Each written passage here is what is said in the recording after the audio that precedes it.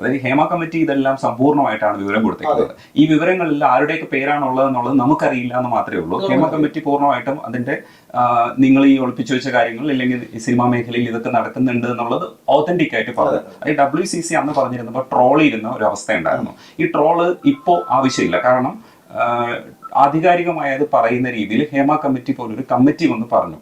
അപ്പോൾ ആ കമ്മിറ്റി വന്ന് പറഞ്ഞാൽ നമ്മൾ വിശ്വാസത്തിൽ എടുക്കണം. അതിലെ ഫൈൻഡിങ്സും സാധനങ്ങളും തെളിവുകളും ഒക്കെ അതിനകത്ത് ഉൾപ്പെടുത്തിയിട്ടുണ്ട്. പക്ഷെ നമ്മുടെ കിട്ടിയിട്ടുള്ളത് ഇതെന്താണ് സിനിമാ മേഖലയിൽ സംഭവിക്കുന്നതെന്ന് ഹേമ കമ്മിറ്റിയുടെ റിപ്പോർട്ടാണ് നമ്മുടെ കയ്യിലുള്ളത്. ആ റിപ്പോർട്ടിനെ കുറിച്ച് നമ്മൾ മെറിറ്റിൽ സംസാരിക്കുമ്പോൾ ഇതൊക്കെ ഇവിടെ നടന്നു, അല്ലെങ്കിൽ WCC പറഞ്ഞ ആരോപണങ്ങളോ ഇല്ലെങ്കിൽ അതിൽ പരാതി കൊടുത്ത കാര്യങ്ങളോ ഒക്കെ ഇവിടെ നടന്നു, അത് വിസിബിൾ ആണ് എന്നുള്ളതാണ് ഹേമ കമ്മിറ്റി പറയുന്നത്. പക്ഷെ ആരും നിയമപരമായി മുന്നോട്ട് പോയില്ല. അപ്പൊ നമ്മൾ ആ ഗൗരവത്തിലല്ലേ അതിനെ കാണേണ്ടത്? അല്ല, അതാണ് ഞാൻ പറയുന്നത്. നമുക്ക് ഇന്നലെ നടന്നിട്ടുണ്ടോ ഇന്ന് നടക്കുന്നുണ്ടോ എന്നുണ്ടെങ്കിൽ ഏത് കാലഘട്ടത്തിൽ നടന്ന പരാതിയാണെന്നുള്ള കാര്യത്തിൽ വ്യക്തത ഇപ്പോഴും പറഞ്ഞിട്ടില്ല. ഇതിപ്പം എനിക്ക് തോന്നുന്നു 1000-ത്തിലധികം 10,000-ത്തോളം ആൾക്കാർ സിനിമയിൽ പല രീതിയിൽ പല ടെക്നീഷ്യന്മാർ, ജൂനിയർ ആർട്ടിസ്റ്റ് പലരും വർക്ക് ചെയ്യുന്നുണ്ട്. ഒരു 1000 പെൺകുട്ടികളെ തന്നെ നമ്മളൊരു റാൻഡം എണ്ണം എടുത്താൽ ഇന്ന് വർക്ക് ചെയ്യുന്ന 1000 പേരിൽ ആരെങ്കിലും ഒരാൾ ഇതിൽ പരാതി പറഞ്ഞിട്ടുണ്ടെങ്കിലല്ലേ നമുക്കത് പരിഹരിക്കാൻ പറ്റൂ.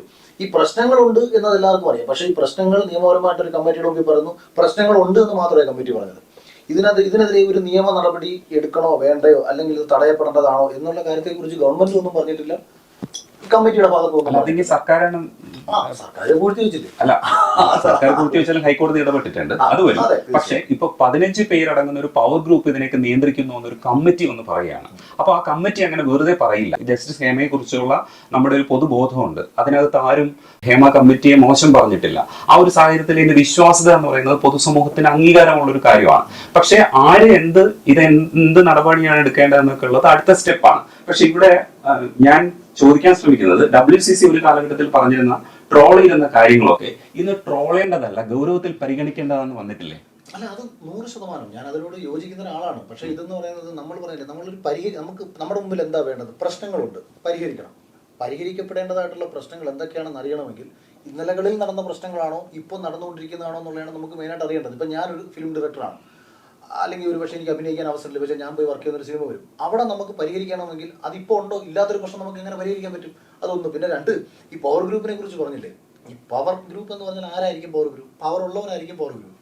അങ്ങനെ നോക്കിയാൽ മലയാള സിനിമയിൽ ഇപ്പോഴത്തെ പവർ ഗ്രൂപ്പ് ആരൊക്കെ ആയിരിക്കും? ഒരു പക്ഷേ നസ്ലിനും ബേസിലും തൊട്ട് തുടങ്ങുന്ന ഒരു പുതുതലമുറയുടെ അംഗങ്ങളായിരിക്കും ഇപ്പോഴത്തെ പവർ ഗ്രൂപ്പ്. കാരണം അവരുടെ കയ്യിലാണ് പവർ, അവരിലൂടെയാണ് സാറ്റലൈറ്റ് കച്ചവടം നടക്കുന്നത്, അവർക്കാണ് ഡിസിഷൻ മേക്ക് ചെയ്യാൻ കഴിയുന്നത്. പവർ എന്ന് പറഞ്ഞാൽ എന്താ? ഇതാണല്ലോ.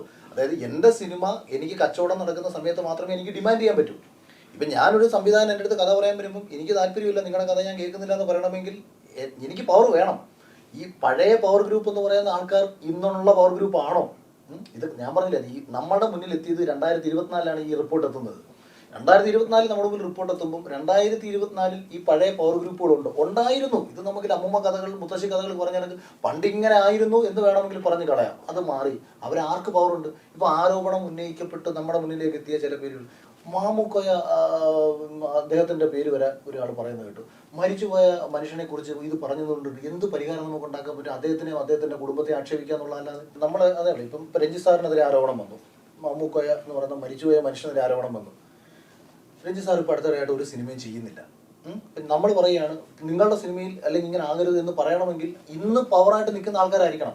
അതാണ് ഞാൻ പറഞ്ഞത്. ഇപ്പോൾ WCC വ്യക്തിവിരോധം തീർക്കാൻ വേണ്ടിയിട്ട് ഇന്നലകളിൽ അവർക്കുണ്ടായിട്ടുള്ള കുറേ പ്രശ്നങ്ങൾ അവർ വിളിച്ചു പറഞ്ഞ് അവർ പരാതി കൊടുത്തു. 55-56 പേരടങ്ങുന്ന ഈ ഗ്രൂപ്പ് അംഗങ്ങൾ മാത്രം കൊടുത്തേക്കുന്ന പരാതിയാണോ സിനിമയിലെ മറ്റുള്ളവർ കൊടുത്തിട്ടുണ്ടോ? സിനിമയിൽ നിന്ന് സ്വാഭാവികമായ പുറത്താകലിന്റെ വക്കിലെത്തി നിൽക്കുന്ന ഇവർ സിനിമയിൽ സ്വാഭാവികമായും അവസരങ്ങൾ കുറഞ്ഞു എന്ന് കണ്ട ഘട്ടത്തിൽ ഇവർക്കെതിരെ പഴയ വിരോധം തീർക്കാൻ വേണ്ടി ഒരു കാലഘട്ടത്തിൽ അവസരങ്ങളുള്ള കാലഘട്ടത്തിൽ പരമാവധി ഇവരോടൊപ്പം ചേർന്ന് നിൽക്കുകയും പിന്നീട് അവസരങ്ങൾ നിഷേധിച്ച സമയത്ത് ഇവർക്കെതിരെ പറഞ്ഞ ആണോ ഇല്ലയോ എന്ന് ഞാൻ പറഞ്ഞത്.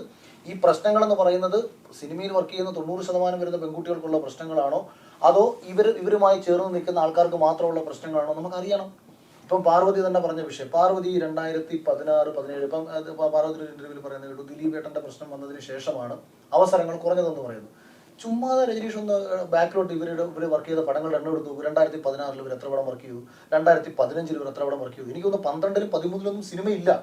അപ്പൊ എണ്ണം ഇതിനു മുൻപും കുറവ് തന്നെയാണ്. 17 ശേഷം വർക്ക് ചെയ്ത പടങ്ങൾ എടുത്തു നോക്കൂ. ഇനി പാർവതി എന്ന് പറയുന്ന നായിക മാറ്റി വയ്ക്കൂ. നടന്മാരെ നമുക്ക് എടുക്കാം. മലയാള സിനിമയിൽ എത്ര നടന്മാർ കഴിഞ്ഞ 10 വർഷത്തിലേക്ക് നായകന്മാർ വന്നിട്ടുണ്ടെന്ന് ഒരെണ്ണം എടുത്തു നോക്കണം. ക്യാരക്ടർ റോൾ ചെയ്യുന്ന ആൾക്കാർ എണ്ണം എടുത്തു നോക്കണം. ഈ ക്യാരക്ടർ റോൾ ചെയ്യുന്ന ആൾക്കാർക്ക് സിനിമയില്ല. ഇപ്പോഴും എന്നോട് സാമ്പത്തിക സഹായം ചോദിക്കുന്ന സിനിമയിൽ നല്ല ഫേസ് വാല്യൂ ഉള്ള ആൾക്കാരുണ്ട്. കാരണം ബുദ്ധിമുട്ടില്ല ഇവരൊക്കെ. കഴിഞ്ഞൊരു 5 വർഷം കൊണ്ട് സിനിമ മാറി. റിയലിസ്റ്റിക് കഥാപാത്രങ്ങളെ തേടി ആൾക്കാർ പോയപ്പോൾ ഇന്നലകളിൽ കഥാപാത്രങ്ങളായിട്ട് അതായത് ക്യാരക്ടർ റോളുകൾ ചെയ്തുകൊണ്ടിരുന്ന പലർക്കും സിനിമ ഇല്ലാണ്ടായി.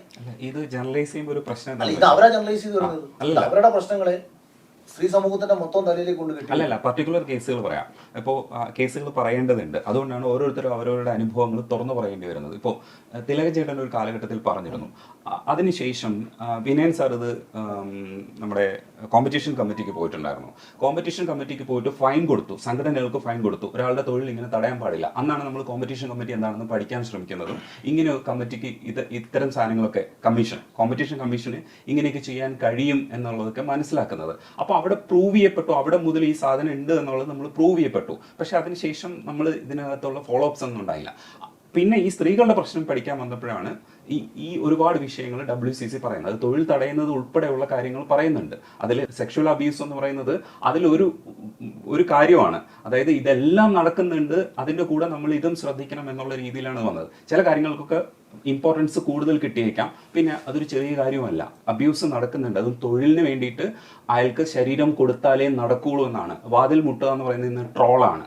അത് പ്രധാനമായിട്ട് ഉപയോഗിക്കുന്ന താരസംഘടനയ്ക്കെതിരാണ് വാതിൽ മുട്ടുക എന്ന് പറയുന്ന ട്രോള് ഇന്ന് ഉപയോഗിക്കപ്പെടുന്നത്. ഈ അവസ്ഥയിൽ വരെ എത്തുമ്പോൾ മുമ്പ് WCC പറഞ്ഞിരുന്ന കാര്യങ്ങൾ അതേ അർത്ഥത്തിൽ തന്നെ ഹേമ കമ്മിറ്റി പറയുകയാണ്. അപ്പോൾ നമ്മൾ അതിൻ്റെ തെളിവുകൾ നമ്മുടെ കയ്യിലില്ല എങ്കിലും ഹേമ കമ്മിറ്റിയെ നമുക്ക് വിശ്വാസത്തിൽ എടുത്തുകൂടെ എന്നാണ് ചോദിക്കുന്നത്. ചേട്ടൻ അഡ്വക്കേറ്റ് ആണ്. എനിക്ക് ഇതിനകത്ത് ഞാൻ ഭയങ്കര രസകരമായിട്ട് കേട്ട സാധനമാണ് രാത്രി വന്ന് വാതിൽ മുട്ടിയെന്ന്. വല്ല ഭിക്ഷക്കാരൻ ചോദിക്കാനായിരിക്കും. ഞാനിത് പറയുന്ന കാര്യം എന്ന് പറഞ്ഞാൽ വാതിലിൽ മുട്ടി ഈ മനുഷ്യൻ എന്ത് ഇന്റൻഷനിലാണ് വാതിൽ മുട്ടിയെന്ന് അറിയണമെങ്കിൽ വാതിലിനകത്ത് അയാൾ കയറിയതിനു ശേഷം അയാളുടെ ആക്ടിവിറ്റിയിലൂടെ അറിയാൻ പറ്റും. അങ്ങനെ ഒരാൾക്കെതിരെ ഒരു പരാതി പറഞ്ഞിട്ടുണ്ടോ? എന്റെ റൂമിന്റെ രാത്രിയിൽ വന്ന് വാതിലിൽ മുട്ടി എന്ന് പറയുന്നത് ഇതൊരു തരം പൊളിക്കുന്ന അവസ്ഥയിലേക്ക് എത്തിച്ചു എന്നാണ്. നമ്മൾ സിനിമയിലെ പലരെയും കണ്ടിട്ടുള്ളതാണ്. ഇതിനകത്ത് പീഡനത്തെക്കാട്ടി ഉപരി പലരും ആവശ്യപ്പെടുന്നുണ്ട്, അല്ലെങ്കിൽ കൊടുക്കാത്തവരെ അവസരങ്ങൾ നിഷേധിക്കുന്നുണ്ട്. ഇതൊന്നും ഞാൻ ഒരിക്കലും ഇല്ലെന്നൊന്നും പറയുന്നില്ല. പക്ഷെ ഇവരിപ്പോൾ ഇത് മുന്നോട്ട് വെക്കുമ്പോൾ ഇത് ആരാണ് എന്താണെന്ന് പറയാത്തല്ല. ആര് വാതിലും മുട്ടി. ഇപ്പം നാളെ നമ്മുടെ മുന്നിലേക്ക് മോഹൻലാൽ, മമ്മൂക്ക, സുരേഷ് ഏട്ടൻ തുടങ്ങിയ പ്രമുഖരായിട്ടുള്ള ആൾക്കാരും അതിൻ്റെ താഴെയുള്ളവരൊക്കെ വന്ന് നിൽക്കുമ്പോൾ നിങ്ങൾക്ക് ആർക്കെങ്കിലും ഇങ്ങനൊരു ചോദ്യം ചോദിക്കുമോ? സുരേഷ് ഏട്ടനാണോ രാത്രി പോയി വാതിൽ മുട്ടിയത്? ലാലേട്ടനാണോ വാതിൽ നമുക്ക് ചോദിക്കാൻ പറ്റില്ല. അങ്ങനെ വരുമ്പോൾ ഇത് പറയുമ്പോൾ വാതിൽ, ഞാൻ പറഞ്ഞത് ഇതിപ്പോൾ നമ്മൾ ട്രോളിൻ്റെ അല്ല, ഞാൻ ഈ ട്രോളിനെ കുറിച്ചല്ല പറയുന്നത്. ഈ ചോദ്യം ഇത് കൃത്യമായിട്ട് പറ. ആരാണ് നിങ്ങളെ ബുദ്ധിമുട്ടിച്ചത്? ആർക്കെതിരെയാണ് നടപടി എടുക്കേണ്ടത്? അമ്മയുണ്ട്, ഫെഫ്കയുണ്ട്, റൈറ്റേഴ്സ് യൂണിയൻ ഉണ്ട്. ഇന്ന് രാവിലെ ഞാൻ റൈറ്റേഴ്സ് യൂണിയനായിട്ട് ഫെഫ്കയുടെ ആൾക്കാരൊക്കെ ഞങ്ങൾ തമ്മിൽ സംസാരിച്ചതാണ്.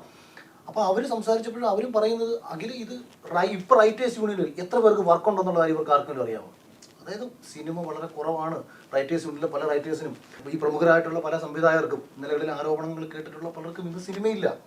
അപ്പോൾ ഇത് പരിഹരിക്കപ്പെടണം എന്ന് പറയുമ്പോൾ ഇവർ ഇന്നലകളിൽ ആരെയൊക്കെ ആക്ഷേപിക്കാൻ വേണ്ടി മാത്രം പറഞ്ഞു വെച്ചതാണോ ഇല്ലയോ എന്നുള്ള കാര്യത്തിൽ നമുക്ക് ഇങ്ങനെ പറയാൻ പറ്റും? അല്ല, അത് റിപ്പോർട്ട് അങ്ങനെയല്ലല്ലോ. റിപ്പോർട്ടിൽ സ്ക്രീൻഷോട്ടും പരാതി പറയുന്നതും ഒക്കെ ഉൾപ്പെടുത്തിയിട്ടുണ്ട്. അപ്പം അത് നമ്മൾ വിശ്വാസത്തിൽ എടുത്തേ പറ്റൂ എന്നുള്ളൊരു അവസ്ഥയിലാണ് നമ്മളിപ്പോൾ നിൽക്കുന്നത്.